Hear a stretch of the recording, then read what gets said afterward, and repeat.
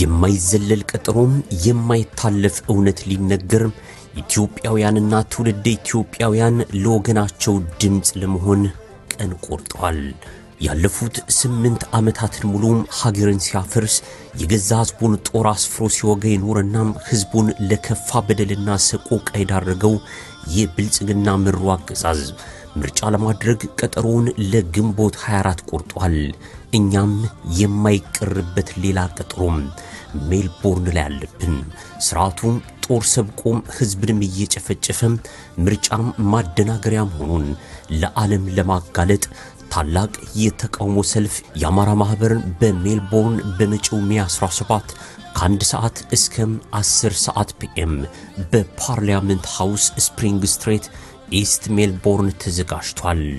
የሀገራችንን መልከ ብዙ ውጥንቅጥ ከስሩም ያገዛዙን ባህሪናም የሀገራችን ፖለቲካዊ ሁኔታም ሴራውንናም የህዝባችን ሰቆቃም በሰልፉ ታድመን ለዓለም እናጋልጣለን።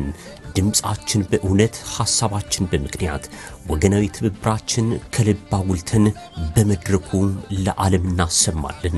ለ19 ዓመታት ያለ ህዝብና ቤት ቆጠራም የሚካሄድን የማስመሰልና የክፋት ተዋናዮችን ምርጫ በምክክር ኮሚሽን በሽግግር ፍትህና በምርጫ ስም የሚደረግን ደባ በምክንያት በጋራ ቆመን ተቃውሟችንን እናሰማለን።